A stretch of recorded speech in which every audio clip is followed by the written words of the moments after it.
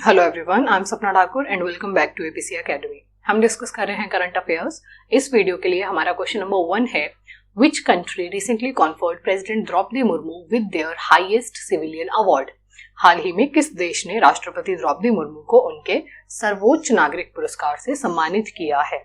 हमारे ऑप्शन है Brazil, France, Israel या फिर सूरीनाम। राइट आंसर हो जाएगा सूरीनाम। सूरीनाम गवर्नमेंट का जो हाईएस्ट सिविलियन अवार्ड है उसे कहा जाता है grand order of the chain of the yellow star, और वहां के प्रेसिडेंट चंद्रिका प्रसाद संतोखी जी ने उन्हें ये अवार्ड दिया। आप देख सब पा रहे हैं, this is the award and खुद प्रेसिडेंट जी ने भी ये अवार्ड पहना हुआ है। और अगर सूरीनाम की हम ऑफिशियल लैंग्वेज की बात करें तो वहां की ऑफिशियल लैंग्वेज है डच। डच इसलिए क्योंकि 25 नवंबर 1975 तक उन पर नीदरलैंड का कब्जा था, या हम बोले कि वो नीदरलैंड के अंडर थे। और फिर 1975 में सूरीनाम ने इंडिपेंडेंस गेन की है फ्रॉम द कंट्री नीदरलैंड, इसीलिए वहां की ऑफिशियल लैंग्वेज आज भी है डच। नेक्स्ट क्वेश्चन देखते हैं, when was world environment day celebrated. Very very easy question I would say. विश्व पर्यावरण दिवस कब मनाया जाता है। हमारे ऑप्शन है 5th जून, 6th जून, 7th जून या फिर 8th of June. Right answer हो जाएगा 5th ऑफ जून।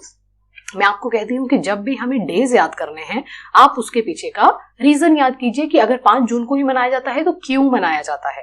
5 जून को इसलिए मनाया जाता है क्योंकि 1972 में 5 जून से 12 जून तक एक कन्वेंशन चली थी जिसका नाम था Stockholm convention. Very very famous and very important convention.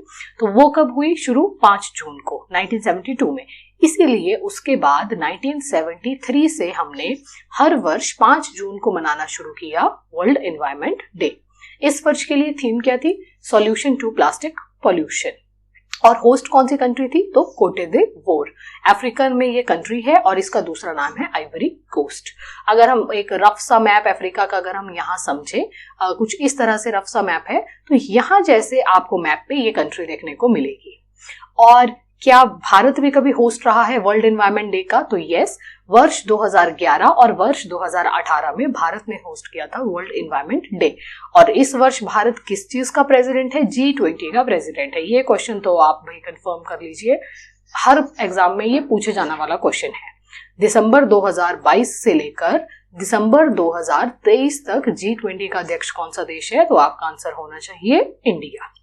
Next question है, lavender festival has been inaugurated in which union territory. Lavender उत्सव का उद्घाटन किस केंद्र शासित प्रदेश में किया गया? हमारे ऑप्शंस है पुडुचेरी, दिल्ली, चंडीगढ़ या फिर जम्मू कश्मीर। राइट आंसर हो जाएगा जम्मू कश्मीर। जम्मू कश्मीर के डोडा डिस्ट्रिक्ट के बधरवा क्षेत्र में ये शुरू किया गया और इसी प्लेस को ही बोला जाता है birth place of purple revolution. अब ये फेस्टिवल पहली बार मनाया जा रहा है और इसका उद्घाटन किसने किया? हमारे मंत्री जितेंद्र सिंह ने। और कश्मीर जो है वो करेवा के लिए भी बहुत ज्यादा फेमस है। ये क्वेश्चन आप पहले भी अपने एग्जाम्स में देख चुके हैं। करेवा एक विशेष प्रकार की रेत टाइप सी है, कहते तो उसको मिट्टी भी है। वो कहाँ पाई जाती है? कश्मीर, या फिर कई बार ऑप्शन में होता है कश्मीर हिमालय, दोनों ही करेक्ट ऑप्शन है। और करेवा किसके लिए फेमस है? करेवा फेमस है सैफरन की खेती के लिए, जिसको हिंदी में बोला जाता है केसर। केसर को GI टैग भी मिल चुका है। This is very very important question. Next question है, who has become the first woman secretary general of World Meteorological Organization। विश्व मौसम विज्ञान संगठन की पहली महिला महासचिव कौन बनी है? हमारे ऑप्शंस है सेलेस्टे सोलो, लिसा सू, विटनी वॉल्फ या फिर सोनिया चेंग। राइट आंसर हो जाएगा सेलेस्टे सोलो। अब पहले तो ऐसा नहीं होता था, बट रिसेंटली एक पीछे एग्जाम हुआ था, उसमें एक अध्यक्ष की कंट्री पूछी गई थी कि वो कौन सी कंट्री से बिलोंग करते हैं। तो अगर हम सेलेस्टे सोलो की बात करें तो वो बिलोंग करती हैं अर्जेंटीना को। अर्जेंटीना आपके साउथ अमेरिका महाद्वीप का एक देश है। अर्जेंटीना में ही साउथ अमेरिका के बहुत इंपॉर्टेंट घास के मैदान पाए जाते हैं जिनका नाम है पंपास। और इस बार फीफा वर्ल्ड कप भी किसने जीता है? तो अर्जेंटीना कंट्री ने ही जीता हुआ है। हेडक्वार्टर्स कहाँ है वर्ल्ड मीटीरियोलॉजिकल ऑर्गेनाइजेशन के? Geneva, Switzerland. ये भी आपको पता होगा कि 80% केसेस में हेडक्वार्टर्स जेनेवा में ही होते हैं। और ये जो मीटीरियोलॉजिकल ऑर्गेनाइजेशन है बनी कब थी? 23 मार्च 1950 को। और मीटीरियोलॉजिकल में बार बार प्रयोग कर रही हूँ, तो मीटीरियोलॉजी होता क्या है? ये होता है स्टडी ऑफ वेदर।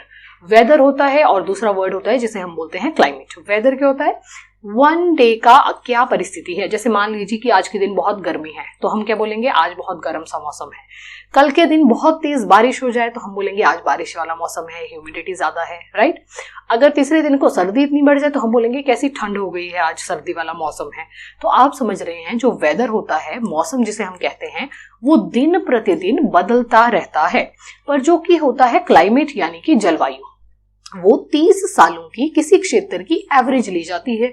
जैसे फॉर एग्जांपल अगर हम बिलासपुर की बात करें तो बिलासपुर में पिछले 30 सालों में कैसा पूरा मौसम रहा है, उस सारे मौसम को प्लस करके बिलासपुर की क्या आ जाएगी, जलवायु आ जाएगी, क्लाइमेट आ जाएगा।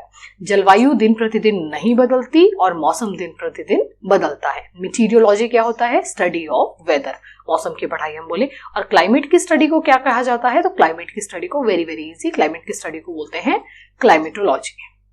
Next question, when was world no tobacco day held, विश्व तंबाकू निषेध दिवस कब आयोजित किया गया था। हमारे ऑप्शन है 31 of March, 31 of May, 31 of July या फिर 31 ऑफ अगस्त। राइट आंसर हो जाएगा हमारा 31 ऑफ मई। इसकी थीम क्या थी, ग्रो फूड नॉट टोबैको। ये कब एस्टेब्लिश किया गया, वर्ल्ड हेल्थ ऑर्गेनाइजेशन ने 1987 में इस दिन को स्थापित किया था कि 31 मई को हम मनाएंगे वर्ल्ड नो टोबैको डे। और अगर हम कुछ और इंपॉर्टेंट डेज की बात करें जून के मंथ में, तो 1 ऑफ जून को मनाया जाता है वर्ल्ड मिल्क डे। भारत जो है वो मिल्क का लार्जेस्ट प्रोड्यूसर है। और 12 जून को मनाया जाएगा world day against child labour. Next question देखते हैं, who has become the first female NCC cadet to complete the mountaineering course in Himalayas। Himalaya में पर्वतारोहण पाठ्यक्रम पूरा करने वाली पहली महिला एनसीसी कैडेट कौन बनी है। देखिए इससे पहले भी एनसीसी कैडेट्स ने ये जो प्रोग्राम है वो कंप्लीट किया, but this is the first time कि एक लड़की ने भी उसे कंप्लीट किया, तो इसलिए क्वेश्चन इंपॉर्टेंट हो जाता है। हमारे ऑप्शंस है अंजलि गुप्ता, ऋचा शर्मा, शालिनी सिंह या फिर दीक्षा गुप्ता। राइट आंसर हो जाएगा शालिनी सिंह। शालिनी सिंह ने उत्तराखंड की ड्रिंग वैली में ये जो कोर्स है वो पूरा किया और उन्होंने उसे पूरा करने के लिए 15,400 फुट ऊंची जो माउंटेन है उसकी चढ़ाई की। 20 वर्ष की हैं ये और कहाँ से बिलोंग करती हैं, लखनऊ से बिलोंग करती हैं। ये है आपके सामने शालिनी सिंह और साथ में क्योंकि वो एनसीसी कैडेट हैं तो उसे दिखाते हुए 45 लोग गए थे जिनमें से सिर्फ एक लड़की थी और वो थी शालिनी सिंह। नेक्स्ट क्वेश्चन है, India beat which country to win men's junior Asia hockey cup. भारत ने किस देश को हराकर पुरुषों का जूनियर एशिया हॉकी कप जीता। हमारे ऑप्शन है बांग्लादेश, अफगानिस्तान, पाकिस्तान या फिर ईरान। राइट आंसर हो जाएगा पाकिस्तान। भारत ने ये टाइटल 4th बार जीता। होस्ट कौन सी कंट्री थी, ओमान थी। इसी के अलावा 3rd खेलो इंडिया यूनिवर्सिटी गेम्स भी रिसेंटली न्यूज में थे और उनमें सबसे ज्यादा मेडल कौन सी यूनिवर्सिटी ने प्राप्त किए हैं, तो पंजाब यूनिवर्सिटी ने प्राप्त किए हैं जो कि आपके चंडीगढ़ में स्थित है। This is from the picture जब भारत ने जीता men's Asia hockey cup. Next question है, Vaikasi Visakam festival was organised in which state. Vaikasi Visakam उत्सव किस राज्य में आयोजित किया गया। हमारे ऑप्शन है कर्नाटका, तमिलनाडु, केरल या फिर असम। राइट आंसर हो जाएगा तमिलनाडु। तमिलनाडु में लॉर्ड मुरुगन के जन्म को मनाने के लिए ये फेस्टिवल होता है। लॉर्ड मुरुगन कौन है, कार्तिकेय भगवान जिन्हें हम कहते हैं। शिव और पार्वती जी के दूसरे पुत्र, गणेश भी उनके ही पुत्र हैं और कार्तिकेय भी उनके ही पुत्र हैं। तो तमिलनाडु में ये फेस्टिवल मनाया जाता है जिसे बोला जाता है वैकाशी विशाखम। और ये तमिल्स के चीफ डिटी हैं, मतलब कुल देवता का आप कह सकते हैं। और इस दिन ये सुब्रमण्य टेम्पल को विजिट करते हैं। This is the Subramanya temple. Next question है, Phukot Karnali hydro electric project will be started by which board. Phukot Karnali जल विद्युत परियोजना किस बोर्ड द्वारा शुरू की जाएगी। हमारे ऑप्शंस में है Sanjay Jal Vidyut Nigam, national thermal power corporation, national hydro electric power corporation या फिर Jindal power corporation. Right answer हो जाएगा national hydro electric power corporation, जिसे शॉर्ट में बोला जाता है एनएचपीसी। संजय जल विद्युत निगम भी हमारे ऑप्शन में था। वो भी नेपाल में एक प्रोजेक्ट शुरू करेगा जिस प्रोजेक्ट का नाम होगा अरुण 4। और ये जो होगा 490 मेगावाट का होने वाला है। नेपाल हिमालय की बात करें, ये जो पूरा नेपाल का मैप आपके सामने है, इसके बीच में जो हिमालय पाया जाता है उसे बोला जाता है नेपाल हिमालय। कौन सी दो नदियों के बीच पाया जाएगा? ये आपके काली और तीस्ता रिवर के बीच में। मेनली यहाँ पर भी काली लिखा हुआ है, बट यहाँ पे एक रिवर है जिसका नाम है शारदा, उसके अलग अलग नाम है। उसे महाकाली भी बोला जाता है और उसे काली रिवर भी बोला जाता है। तो काली रिवर से यहाँ पे आपके पास एक रिवर होगी जिसका नाम होगा तीस्ता। तो काली और तीस्ता नदियों के बीच में पाया जाता है Nepal Himalaya.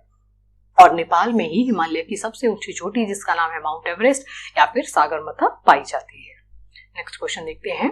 Recently remains of Harappan civilisation have been found at which place? हाल ही में हड़प्पा सभ्यता के अवशेष किस स्थान पर मिले हैं? हमारे ऑप्शंस है लोथल, राखीगढ़ी, हिसार या फिर जूना खटिया। राइट आंसर हो जाएगा जूना खटिया। गुजरात में ये स्थान है और हड़प्पा सिविलाइजेशन आप सभी को पता है बहुत इंपॉर्टेंट सिविलाइजेशन है।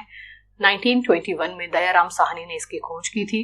और हड़प्पा सभ्यता के महत्वपूर्ण स्थानों की अगर हम बात करें, लोथल जहां पे पाया गया था डॉकयार्ड, ये क्वेश्चन बहुत बार पूछा गया कि बंदरगाह कहाँ मिली थी, तो वो मिली थी लोथल में।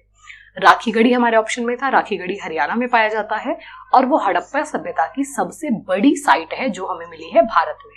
अगर टोटली हड़प्पा सभ्यता की सबसे बड़ी साइट की बात करें तो वो हो जाएगी आपकी मोहनजोदड़ो।